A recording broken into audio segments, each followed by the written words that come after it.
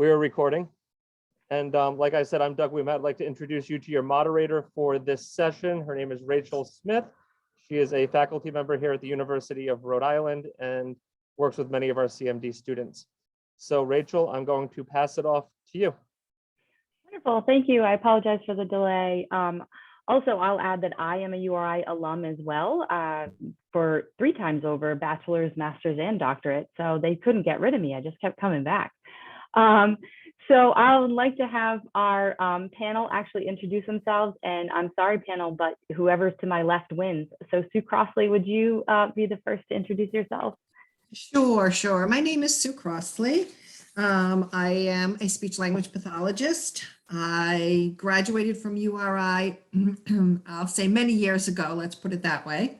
Can you all see me, by the way? Can you see me, Rachel? Okay, all right. I graduated from URI many years ago and then got my master's at New York University. When I came back to Rhode Island, I was initially working at Sargent Rehab Center for about 3 years. And I was working with, in one of their classrooms with older children. They were teenage population children who had delayed language, speech issues. We had one hard of hearing child, but at Sargent Rehab, their primary disability has to be language learning. But I knew when I was in graduate school that my love was working with adults and working in a hospital setting. So after I had been at Sargent Rehab for about 3 years, I moved on and took a position as a speech pathologist at Kent Hospital in Warwick.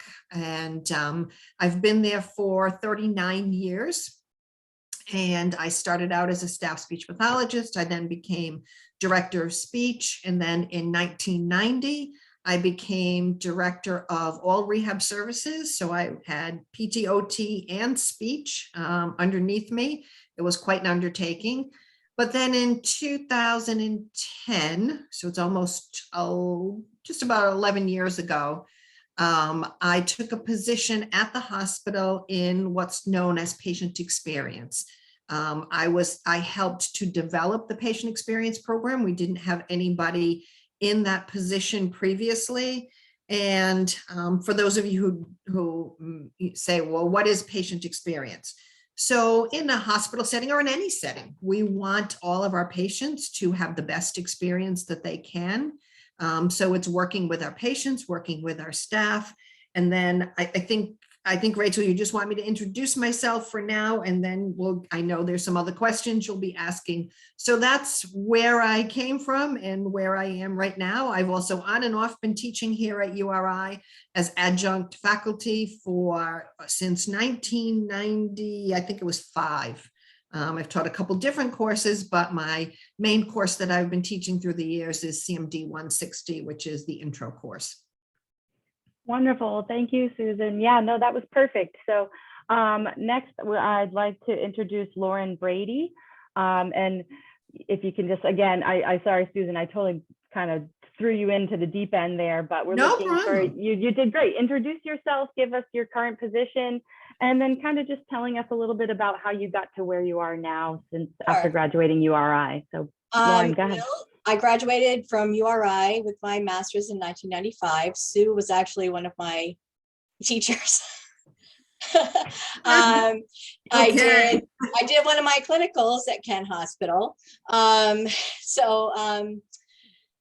I graduated in 1995, and I was thoroughly convinced that I wanted to be an adult therapist. And I went and I took my clinical fellowship. I did for a year in the skilled nursing home. And I basically worked with patients who had strokes, swallowing disorders, some patients that had cognitive disorders and had trauma, and did some rehab, and some of the patients that were there, or some of the residents that were there, were long-term residents as well, not just for rehab. After working with them for about a year, I realized I missed my students that I had during my the school age students. So I took a position with working with kids, and I've primarily stuck with working with kids for the last 25 years. And now I am the speech pathologist at the Groden Center, the day program on Hope Street, off of Hope Street in Providence, primarily working with students on the autism spectrum. And a lot of our students have the augmentative communication devices. So we work with training them in how to use those devices functionally, training the family, and basically trying to make their communication as functional as possible so that when they leave us, they have the communication skills to function in the community and whatever jobs that they may end up getting for themselves. Great. My students all know I talk about Groden Center, Groden Network all of the time, as I also worked there after I graduated with my CMD major here. So it's a great place. It's a great place to work. That's wonderful. Thank you. So next is Alyssa Bruno. Where are you, Alyssa? I see you there. Hi, Rachel. Thank Hello. So good afternoon, everyone. My name is Alyssa Bruno. I am presently the manager of compliance at a local federally qualified health center here in Rhode Island called Thundermist Health Center.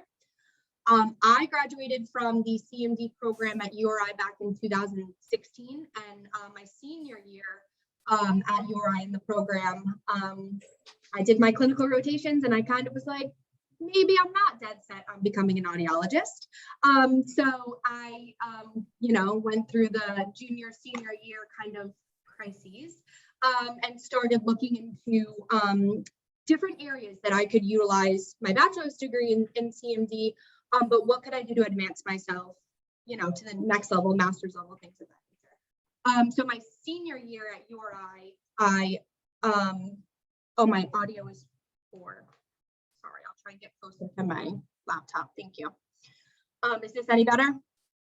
Yes. Sounds good. Okay, awesome. So my senior year at URI, I actually did an internship at Thundermist. I started with them as a communications intern.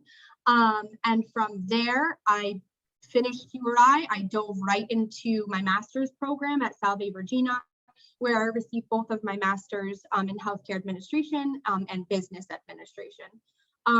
So from there, I continued on with Thundermist. They kept me on kind of part-time and then full-time throughout my master's program. And then for my master's, I also needed an internship and kind of some hours in healthcare. And at which point I worked in the same office as our compliance officer. So I approached her and I said, hey, I'm interested in compliance. Could I do some hours with you for my master's? And she said, absolutely. And then from there, the rest is kind of history. I joined the compliance team, and I am now the compliance manager here. So a little bit different than our first two panelists, but that's how I ended up where I am. Wonderful. Thank you. So the next would be Dorian. I'm going to pronounce it Mayette, and I hope I pronounce it correctly. It's Mia, but I keep telling my husband that that's not the way that it's pronounced, but I have to go with what he tells me the name is because it was his first. So I'm Dorian Mia. Nice to meet all of you. I am not a speech pathologist and never have been. I went and took a big left turn after I graduated from URI in 1996. And I ended up I'm currently an accessibility consultant at Harvard University, as well as adjunct faculty at Carolina University in the Deaf Studies Department. After I graduated, I actually did go back and applied at UMass Amherst to get my master's degree in speech pathology. And then a very kind professor pulled me aside and said, is this really what you want to do? This doesn't seem to be a good fit for you, and took the time to really talk with me and then walked me down the hall to meet the person that was doing vocational rehabilitation counseling, and I learned about that. So I've stayed sort of in the field, but I veered off a little bit. And so my job's always focused on voc rehab and disability and stuff like that. So what my role primarily at Harvard is twofold, helping navigate disability and accessibility on campus. We partner very closely with the Diversity, Inclusion, and Belonging Office.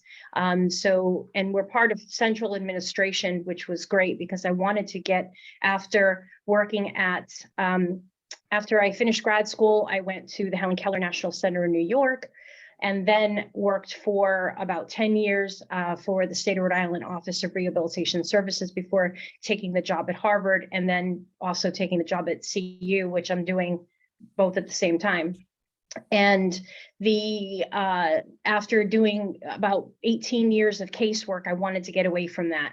And so that's one of the reasons I love my job at Harvard, is because it's more administrative based and we're working on higher level initiatives, and I'm part of the administration, and that's really cool to sort of be like boots on the ground, helping new initiatives launch off. Great. Thank you, Dorian. And last but absolutely not least, we have Casey Rapp. Hi, everyone. My name is Casey Rapp. I graduated from URI in 2015 with my bachelor's and stuck around and got my master's in speech language pathology from there in 2017. And pretty much since then, I've been working for the Bradley schools. So the Bradley schools are an out-of-district placement in Rhode Island that service a broad range of children, but the thing that they all have in common is that they have some sort of mental health difficulty that the public schools can't handle. So our ultimate goal is to take the public schools will refer them to us. We work really closely with them in a team-based approach, and our hope is that they'll be able to return back to their public and district school. So this is my 5th school year. I finished my clinical fellowship there at Bradley, and it's a great place to work. I really like working with children who have such significant and unique needs, and it's a really rewarding way to use my degree. Great. Thank you very much, Casey. Thank you all to our panelists for your introductions. So now what I'm hoping to do is just go into some kind of deeper questions that I can ask to spark a little bit of conversation. Some of you have touched on some of these questions a little bit, but would love to hear from anybody who would like to just chime in from the panel. One question is, obviously as CMD majors, we're studying that communicative disorders and really working hard and to be that SLP or that AUD. But are there specific skills or work experiences or academic coursework that you find that could make students more competitive for positions within the field where you are all working specifically? And you can speak to any internships or volunteer work or anything, any other coursework that you have actually found beneficial in your journeys. Give you a second to kind of ponder. Oh, go ahead, Alyssa. I can jump in. Yeah, no. The only reason I like sprang up to be like, yeah, I'll talk about this is because this is a conversation I have with my bosses all the time. Like I said, I work in healthcare compliance.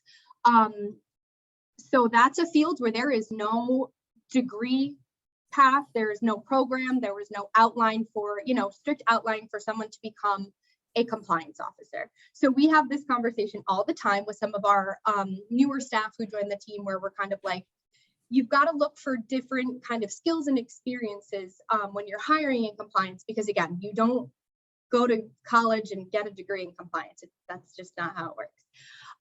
So I would say the biggest thing that would be helpful for someone looking to get into healthcare compliance, or really kind of anywhere in healthcare, is experiences, internships.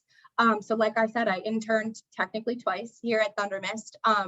And the internship with the compliance officer for me was like the biggest eye opener, and really spending time with her, seeing what her day-to-day is like, working on projects with her, going to meetings with her and things of that nature. So that internship experience is kind of invaluable when it comes to kind of compliance. I think the other things that are kind of important for folks who are looking into getting into healthcare compliance is there are some certificate programs out there that you can take online where you can get certified in, kind of like the basics of compliance. You can get certified in HIPAA, healthcare laws and requirements, things of that nature. So certificate courses are always good on top of kind of an internship experience, and kind of just doing your research around the field. But the one thing I will say, and I think that this applies again to anywhere really in healthcare, is that no matter the healthcare setting that you're working in, healthcare compliance is going to look a little bit different anywhere you go kind of in healthcare. So as I mentioned, I work as at a federally qualified health center. So we provide primary care, but on top of primary care, we provided like a slew of other kind of resources for our patients. So healthcare compliance here is going to look a little bit different than maybe your coastal medical or definitely like Lifespan or Kent or something, you know, healthcare organizations along those lines. Because as a federally qualified health center, we are required or we're held to different standards from the federal government because of our funding and things of that nature. So all of that to say, I think kind of your internship experience is probably the best way to go. And also having soft skills. It's important to build on some of those soft skills while you're in your internship and gaining experience. To give you a few you need to be detail oriented if you're working in healthcare compliance. You've got to be a big picture thinker. When you work in healthcare compliance, your work impacts the entire organization. So basically everything I do on a day-to-day basis impacts like the 800 people I work with. So you've got to be detail oriented. You've got to be a big picture thinker.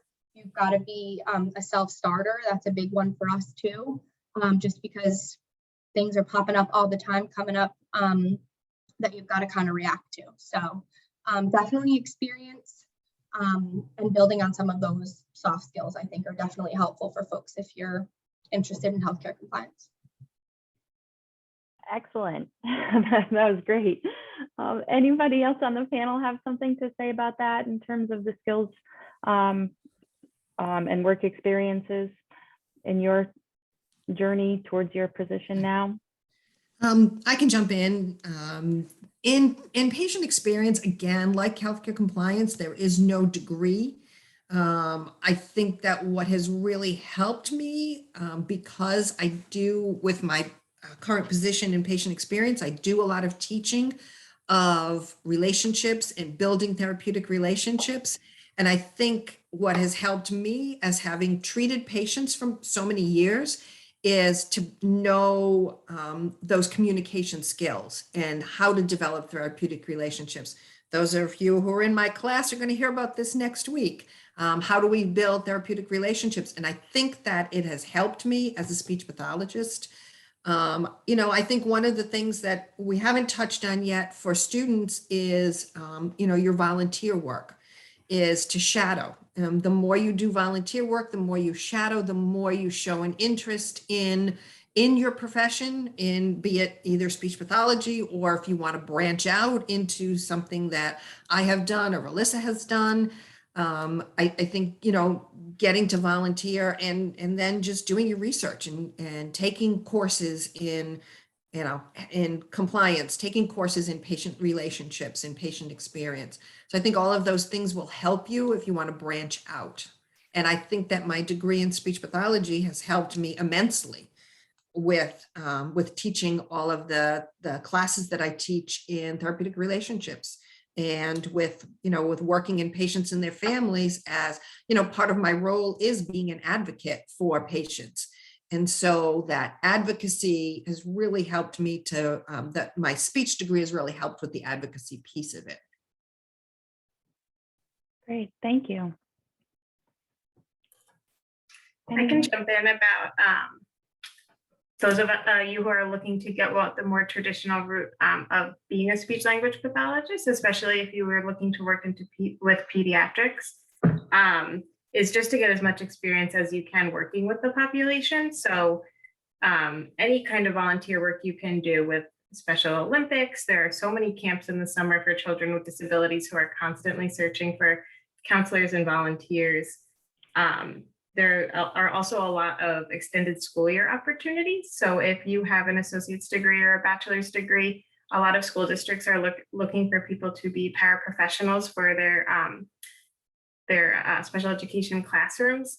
And all of these things really stand out on the resumes. I know that when we hire at Bradley, what we're really looking for is not just do you have a degree, but do you love this population? Do you have a passion for it? And do you have experience? Because that's the most important thing when it comes to being successful in the role. So all of those things are just really good ideas to have on your resume if you're looking to work with this population.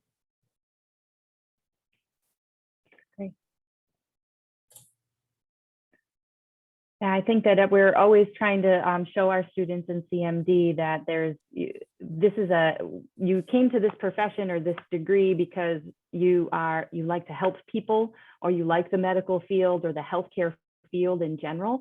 And there are so many other opportunities. If SLP or AUD is not your path, clearly, you guys are showing us some other options, and how this degree can actually help.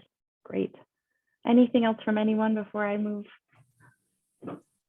I think also, if you're looking to work in pediatrics, but also in a school setting, it is important that when you're looking at your student, that you don't just look at their communication skills. It's important to get input from all of the team members, their teachers, their parents, the occupational therapist, the psychologist, anyone that you can get information about that student from. So it's very important to have those interpersonal communication skills develop while you're doing your clinicals, and also throughout your career, just trying to work on helping people understand not only what you do, but understanding what they're doing with the students. Because when you're looking at it from a big picture, if they can't communicate, they can't really communicate with people on a functional level, or if they're not able to grasp the language concepts, or if they're not able to pronounce certain sounds, it affects their reading, it affects their writing, it affects their ability to follow classroom directions. So I really think that it's important to not only evaluate them from a speech and language standpoint, but look at the big picture and how their communication disorder is affecting their daily life. I think that's a great point, Lauren. And anybody who's in 361 right now, we're talking about interdisciplinary work and creating an interdisciplinary team. So you've just illustrated why I do that educational project. So thank you, Lauren, for that. Okay. So unless anybody else wanted to jump in, Dorian, you had actually kind of spoken a little bit to this question, so feel free to either elaborate, or of course I'd like anybody else to chime in. But more than 2/3 of job seekers today are saying that diversity, equity, and inclusion are important factor in their decision to accept a job offer. Can you speak to your organization's commitment to these initiatives? No, that's kind of a deep question. Sure, I can answer that in 1 or 2 minutes.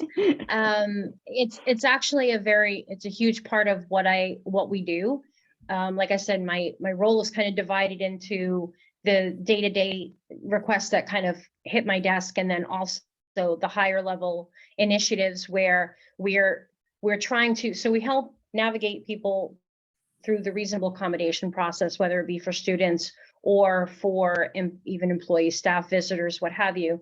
But we try to also do a lot of trainings and help people understand that, like, general accessibility, best practices, things like that. If you are accessible from the beginning, and in your programs and your course content and everything is inclusive, then you don't need to offer accommodations. Well, you do need to offer accommodations, but you won't need to implement them because it will already be accessible. If you're offering things in a digital format, if you are using microphones and using captioning and all those kinds of tools, then you're not needing to accommodate so many different types of things as you go. We also work with, so as I mentioned, I work end to end at the university, which, as I'm sure you all know, is pretty large. So everything from, we get visitor requests, I get calls from recruiting. They have questions, and we do trainings with recruiting on how to recruit diverse talent and how to do those interviews in an accessible way, and how to implement accommodations if they're needed, and all kinds of different things. So it really runs the gamut, but I would say that the focus is always included with everything that we do. So even though We say that we're like, disability is like one piece of the pie of the larger disability inclusion conversation. And we partner a lot with people across campus to make sure that we're not too siloed in our work, and that, because there's a lot of overlap. So we're always reaching out to see what other people are doing so that we can partner, and I can lean on someone else's expertise in an area that maybe I don't have, and vice versa. Great. I can tell you at Kent that we do have a DEI council that is working on a number of initiatives, including hiring. I haven't been involved in that. And we just hosted a DEI, I think it was a 2-morning summit, which unfortunately I wasn't able to attend, but I can tell you one thing that we've done at the hospital, which is a lot of fun, and that has been very well received, is once a month we have what's called our guest chef. So somebody who, whatever background or type of food that they grew up with, we have our chef, they work out a menu with our chef at the hospital, and we decorate the cafeteria and we serve all of those foods from their different culture. And it's been a great way to learn about other people's foods and cultures. I happen to be a little bit of a foodie, so I've enjoyed it.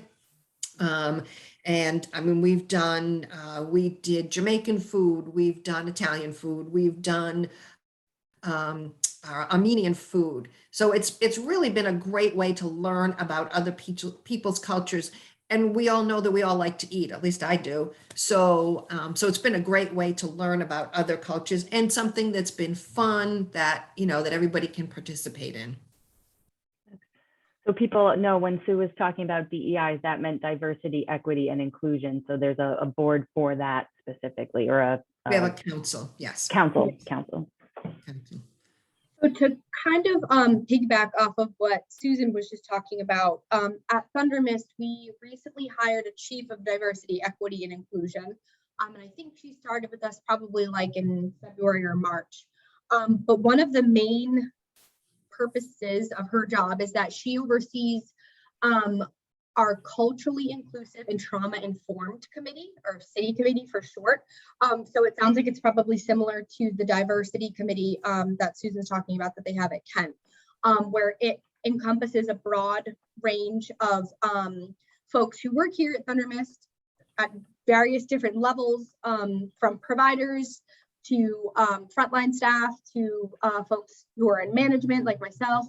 And they meet on a monthly basis to talk about different type of culturally inclusive, maybe issues that have come up or things that they want to change at the organization to be more culturally inclusive and trauma informed. I am actually a co-chair of a subcommittee of this city committee where we review all of our internal policy to ensure that it kind of meets those standards that are set forth for us by the committee. So we're ensuring that our policies are accounting for diversity, equity, inclusion, and that they're trauma informed. The other thing that we have at Thunder Mist, which again sounds pretty similar to some of the food stuff that Susan was talking about, is that we have 3 affinity groups here at Thunder Mist. Presently, we have an affinity group called Thunder Black for folks who are part of the Black community. We have the Latinx group, and then we have our newest affinity group is a trans health or trans community and queer community group. So if folks are identifying of any of those 3 types of groups, they're able to join those groups. They meet, I think, monthly again, like after work hours. And when that group comes together, they're more of like a support group for each other for those kind of like diverse populations. But they also do a lot of educating for the remainder of the organization. So during Black History Month, the Thunder Black group did a lot of competitions for like word searches and things like that that were all focused on Black history and figures in the Black community. Last year at some point, they held an event where they had a mobile Black History Museum come on site. So it's this really awesome thing where literally it's like a mobile like trailer van kind of thing. And the woman who does it sets up and she has all these tables with artifacts and things, and it's literally a mobile museum. So the Thunder Black group did that as well, which encourages folks to kind of come out, talk to the members of Thunder Black, learn more about their group, learn more about Black history, obviously. And Thunder Black also has a lot of really cool swag. They always come out with like really cool t-shirts. They always have really cool bags that everyone in the organization can purchase and wear like on certain days and things like that. And the Latinx group does a lot with food. So they did a whole week, I think it was late last year, where they focused on a different area of the Latin culture and did foods from different cultures, like I said. And it was really fun to learn a little bit about the culture and learn more about their type of like traditions and things of that nature, as well as get like free empanadas and things like that. So those groups are also involved in the hiring process as well. So I know that I'm hiring for a role right now on my team, and when I put together my interview panel, I will make sure that someone from city committee or someone from one of those affinity groups sits in on my panel so they can ask some questions related to diversity, equity, and inclusion, and give their feedback and see what they kind of think about the candidate. So they are involved, they're involved in many things in the organization, and hiring is one of them as well. Wow, that's really amazing. A lot of information. That's a lot of great stuff, Alyssa. Thank you. I can speak for what the Groden Network is doing, although it won't be as detailed as what Alyssa said, because I actually reached out to our HR director and told her that one of the questions that you would be asking is how the Groden Network is addressing the DEI, is it? Is that the, okay. And we do have a DEI committee. The human resource director and other directors have recently met with the Wilson Group, who specializes in the diversity, equity, inclusion, and we are an equal opportunity employer. That's what I was told. So I haven't been working at the Groden Network for all that long, so I haven't had too much experience about seeing, people come in to the building and who's hired when. I'm one of the newer employees here, so I can't say, I can't speak from personal experience about how anything has grown or changed over the last couple of years in that direction. But that's what the Groden Network is doing right now. Great. Now some more like fun questions. All of this has been really fun, but what do you find most rewarding or challenging in your current job? I always like a thumbs up and a thumbs down, so.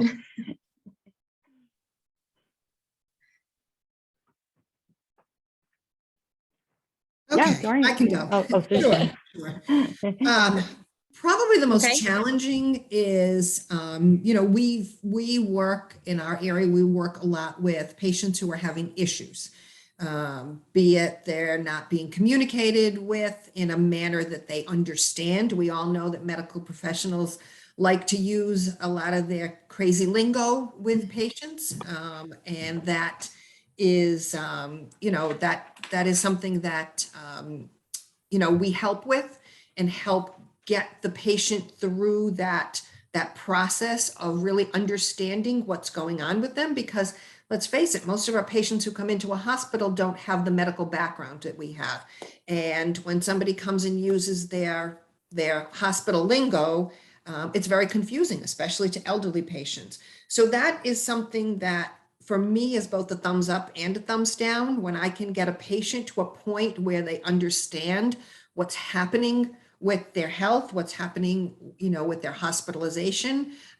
It can be frustrating initially, especially when somebody's a little bit angry at us because they don't understand what's going on. But then when we can turn that around, it becomes, yeah, we did it. It becomes something that's, that's really rewarding. So it can be the up and the down.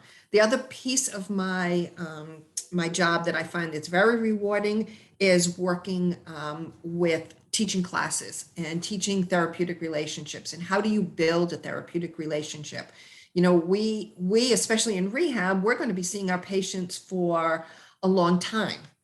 We may be treating a patient for several months. So how do we develop that therapeutic relationship? How do we find what makes you as the clinician and the patient click? How do we do that? What are some things that we can do to develop that relationship? And studies have shown that patients who have a good experience are going to have a better recovery than the patient that doesn't have a good experience. So that's one thing that I really enjoy is, teaching our classes in therapeutic relationships and communication skills. How do we communicate? What's the best way to communicate with our patients? What are some of the basics that we need to do? Even that clinician who goes in for a very short time. So then, the doctor goes in and sees the patient for 5 minutes, during the course of the day, or the nurse who comes in 2 or 3 times, but only sees the patient for a couple of days. Patients aren't in hospitals long anymore. So how do you develop that relationship, even though, you're going to treat the patient for a short period of time? We in rehab have the luxury of maybe seeing our patients for a longer period of time. So you just naturally develop those relationships. But how does the nurse who's only going to see that patient for 2 or 3 days, 3 or 4 times a day, how do they develop that relationship? So those are some of the fun things that we get to do. The other thing we do is we do find a lot of patients lost belongings. That's a little frustrating, but that's okay. It's just part of the job. We do tend to lose things. But I think that the most rewarding part is when I can take a patient who's having difficulty in comprehending what's going on, and now their family's aggravated because they don't understand. And how do I now explain to that patient what's going on, what the steps are, what we're going to do? And then, then you see the light bulb go off, and the patient and the family members are feeling much better about their hospital stay. Thank you. I think Dorian had her hand up, so I want to let her. Yeah. Perfect. Thanks. I would say a few things. I would say that one of the things I really love about my job now is the autonomy that I have.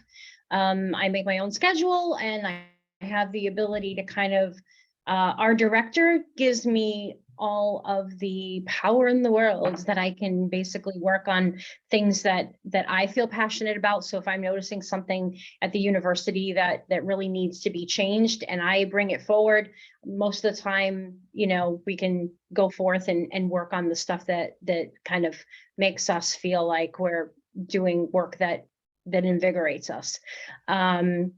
So that's one thing. The other part of it is really seeing the fruits of my labor and seeing change.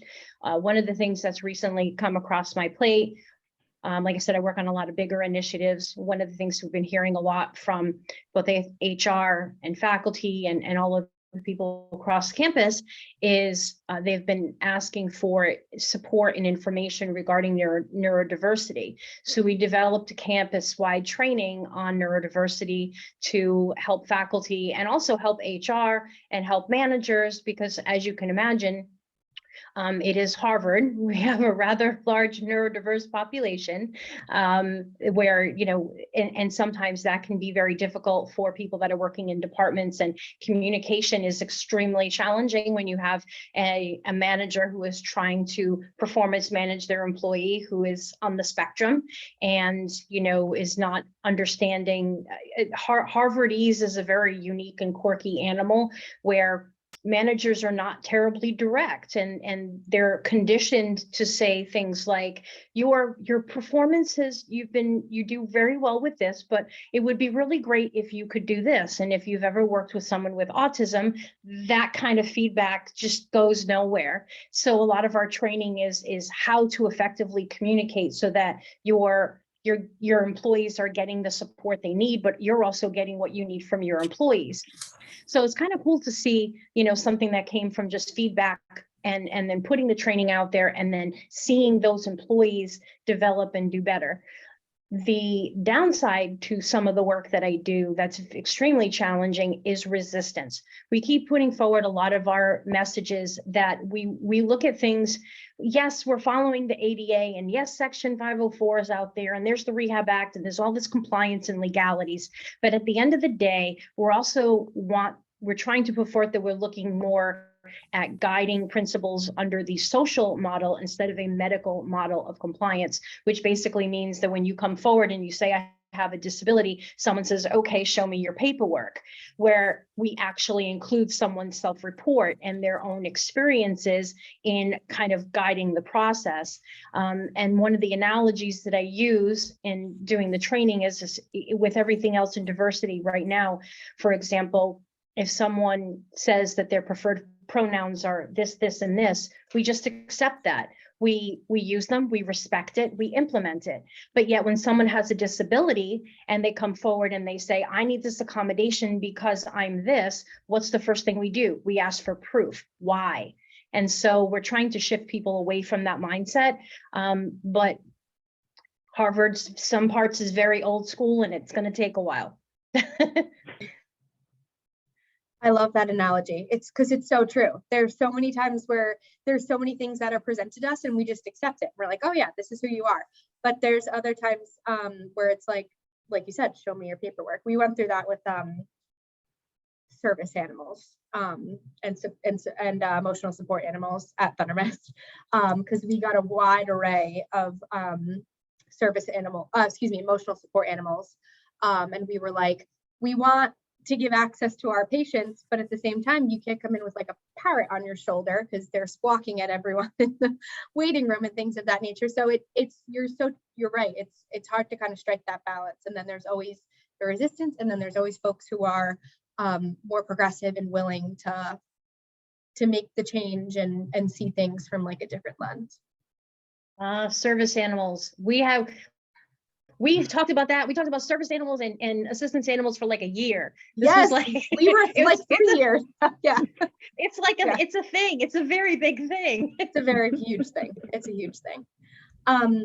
I just want to jump in and say, I think what we're hearing from like everyone on the panel who's spoken so far about like their job is that we all work in healthcare, whatever facet we're in, because we care about people and we want to help people. So I know it's like somewhat cliche to say, but like that's kind of why you get into healthcare and why you get into these roles where you're working with people like this, is because like you want to help them, you want to make things easier for them or whatever the case may be. So I would have to kind of echo what Susan and Dorian were saying. The most rewarding part about my job is helping patients, or even my coworkers as well, make things more efficient for them. If I can change a policy, a workflow, a procedure, something that makes it easier for like my folks in billing to run a claim better, that's great. That's awesome. It's great. And they also give good feedback and they're like, oh, thank you so much for helping with this, because now this makes it so much easier for me and my team to get done what I have to get done. Same thing with patients. Our patient population at Thundermist, as a federally qualified health center, we serve really, really medically underserved populations. So the bulk of our patients are Medicaid patients. So they face a lot of really challenging barriers to like everyday life, especially healthcare. They've got transportation issues. They've got some of them don't have health insurance. Some of them have food insecurity, like really severe food insecurity. So if I can help a patient who with like something very, very simple, like getting them connected to our social services department and say, hey, I can hook you up with Christina in social services. She's going to get you insurance. She'll help you do your housing application and X, Y, and Z. They're so thankful for those like really small things. So that's most certainly the most rewarding part about working, I think, in any facet of like healthcare or working with people is helping them. Making things easier for them. Most challenging is the resistance piece, kind of like what Dorian was talking about. We have to implement a lot of really large laws on a regular basis. And like I was kind of talking about earlier, when you work in compliance, the work that you do impacts everyone in your organization. So the federal government is going to put out a law that we have to comply with, and all 800 of us are probably not going to agree with it. And we've got to kind of work together to collaborate to make changes to be in compliance with that law. We don't always love it, but we have to, because if not, our license is in jeopardy and kind of like things of that nature. So the most challenging, but I guess also kind of rewarding when you're collaborating is making those big operational changes where you've got to get that buy-in and you've got to collaborate with a lot of moving different parts and pieces to make it kind of happen. But again, then it's also kind of rewarding because when you get to the end, you're like, oh, it's done. Like, look at all the hard work we did, kind of thing. So it's a double-edged sword. That's great. Thank you. Unless somebody else has on the panel has something to input to this question, I was going to move on to our question and answer. If Lauren or Casey, did you have anything to That's input? fine. We can move on. Okay. Okay. So great. I actually did get a direct question from somebody, so I'll start off asking their question. So as we know in CMD, in order to continue as an SLP or an AUD, graduate school is kind of a must if you're continuing down that path. And some of us are kind of waiting to get to that graduate school, maybe taking a little bit of time. Does anybody on the panel have any suggestions about what students can do with their bachelor's while waiting to get into graduate school? Dorian, hit it. I actually did this because like I said, before I got to grad school, I didn't know what I was going to do. And I ended up working as an SLPA, for those of you who don't know, speech language pathology assistant for a couple of years because I really I was drained. I was done. I don't know. I'm pretty sure a lot of you guys can probably relate. You're burned out at the end. So I knew I needed to work or I wanted to work, but I just wasn't ready to like jump into grad school. So I did work as an SLPA. I ended up working at a school. So basically as an SLPA, you basically are working under the supervision of a speech language pathologist. But I had a caseload. I had students that I worked with. I worked in a small school. I was able to give them direct services. The only thing was she had to sign off on all of my reports and she was monitoring the work that I was doing. She would help me with development of plans and things like that. But I actually had a lot of freedom and I learned a lot in that job. And even though I didn't end up going the speech path route, it was really a great experience and it helped me kind of hone in. It was sort of like like a trial almost. I made decent money and then I sort of realized after doing it for a bit, like, okay, I hit the end, at some point you hit the end where it's like, you can keep doing it, but you're not going to advance your career unless you go back and get your master's. And so that's when I made the decision that I knew I needed to go back, but I got some really great, it was actually really good because when I went back to get my master's, there were a lot of students that had gone straight through and didn't have any experience. So they had education, they had the master's, but they didn't have any experience. And I had already worked in the field. So I actually had a lot of really good, like hands-on experiences that I think helped me in grad school. So I'm not saying which one is right or wrong, but for me, I felt that it was good that I did it the way that I did. That's great. That's actually what I did when I graduated with my bachelor's in CMD. I went, I worked for DCYF for a little bit, and then I actually went over to the Groden Network and worked as a treatment teacher there. And I ran speech programs assisting the SLP who was there and did behavioral programs and gym class with these kids. And it really gave me the experience when I came back to graduate school to be able to say, okay, I like kids, but maybe not for me, but I really liked continuing in the communicative disorders field. So that's great. If anybody else wants to chime in or I have other questions here, one question that, or a question that I guess has been asked quite frequently is, in terms of in your fields where you are there internship options for undergrads interested in speech pathology specifically? So do you know of any internships or programs that could assist our students? Do you mean like a speech pathology intern during their undergraduate work? Well, I think we kind of answered this question a little bit in terms of, potentially in their undergraduate work or in that interim, that time in between graduating and trying to figure things out. So I've already just mentioned, going to Groden Center, and that was an actual job. It wasn't really necessarily an internship, but I learned a lot of skills there. Are there other programs or that you know of like that? So the Bradley School hires a lot of what we call classroom behavior specialists, and they offer this role for anyone with an associate's degree or a bachelor's degree in human science and services. So this is a really, really great way to gain experience. We actually just hired a speech language pathologist who is currently in this role, graduated, and now she's hired as a speech language pathologist on our team. So what you would be doing in this role is you would be in a classroom and you would be helping implement behavior plans. You would be assisting these students with their classwork, and you would be working underneath the behavior specialist and the special education teacher, kind of like just as an assistant, a jack of all trades within the classroom. And you would have a lot of firsthand experience working with this population if you were to then apply to graduate school or a job of that nature in the future. So that is one opportunity I know of. And we have the same position here at Groton too. With the same description of what Casey just said. Yeah. We work in very similar environments. Yeah. So what about in the hospitals? Do you see a lot of those types of programs available in the hospital in terms of internships or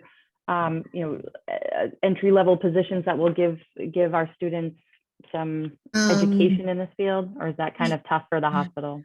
It's really hard for the hospital because we're so bound by licensure and certification once you get into the hospital setting. The only thing I can think of is something that's very similar at Butler Hospital. They do have they call them mental health aides. If that's an area that you feel that you want to, get some experience in, they do have those, and they do a lot of, programming with and helping with programming and monitoring, and that's the only thing that I can think of. But it's so hard in the hospital because you need your license. We're just so bound by regulation. Great. We have time for maybe one more question. As a student, you can either speak up or you can message me if you don't want to speak.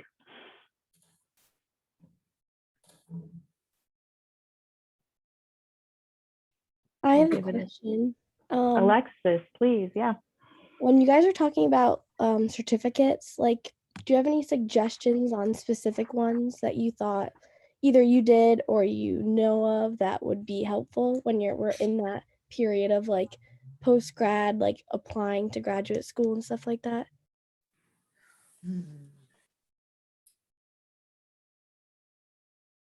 I don't think not for the SLPA. My bachelor's degree was sufficient.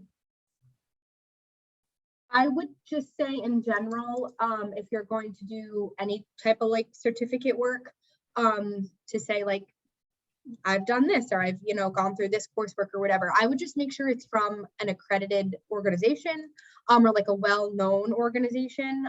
So if you're going to do any of that type of stuff, just make sure it's, like I said, accredited or well-known, because you want to make sure the information is reliable, and you're going to get a good kind of outline or coursework.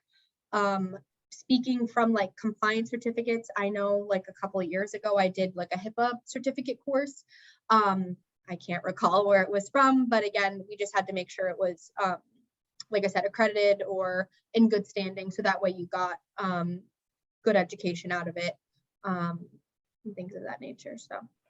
And the ASHA website has information about SLPA, and now there is an audiology assistant kind of certification as well. You have to look at it. There are not a lot of programs that do things. So some of this is self-guided in a way, right, but also you can look into that and get an idea as well.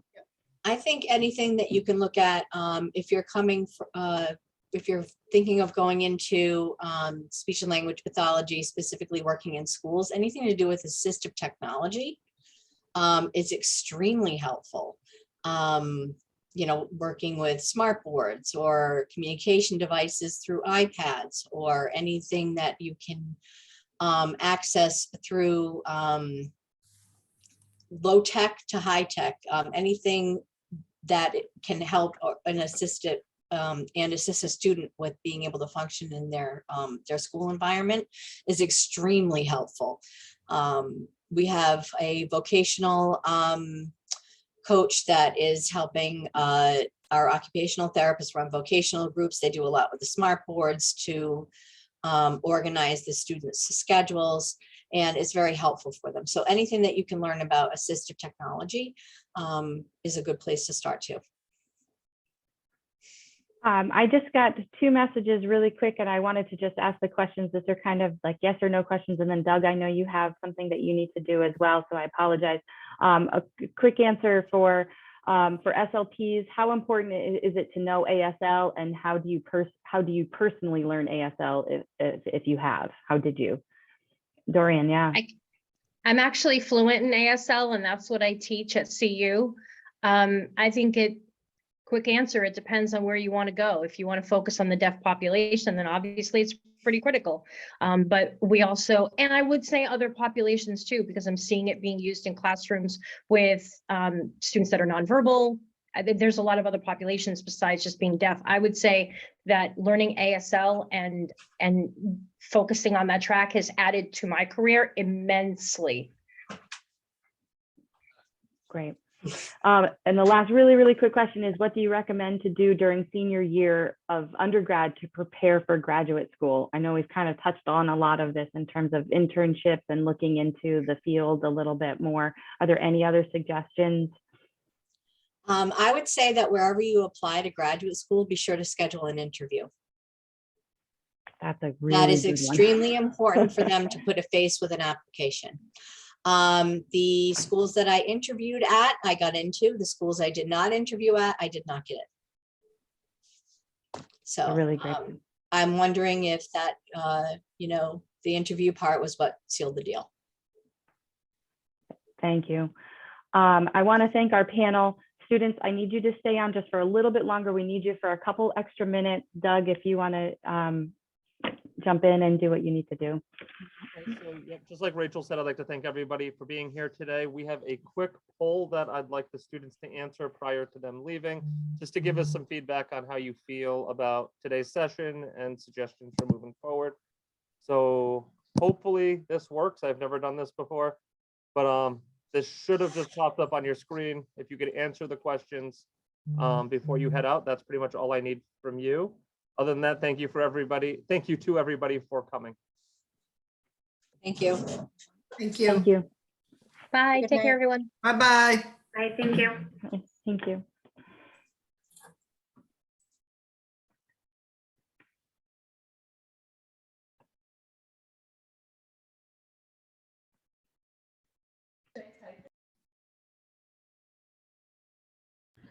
I don't see the poll. It should have just popped up on your screen. If you look at the bottom of your screen, do you see a button that says polls? I didn't get mine either. I also can't see the poll. 1 second. We appreciate you guys sticking around if you can make it work to do this, just because it helps the students next time. The only thing I can ask you to do is look at the bottom. You might have accidentally minimized it or clicked off it, which may have made it go down. But if it's not showing up on your screen, then I thank you for at least taking the time to look. But those of you that are seeing it, if you could answer it. Somebody just suggested, Isabel just suggested that you might have to stop recording in order for because the poll will record. I don't know if that's true, but that might be true. I was able to take it. It just popped up on my screen. I don't know if it's maybe just an issue with some internet or not, but I got mine and I was able to submit it. Yeah. Thank you, Lauren.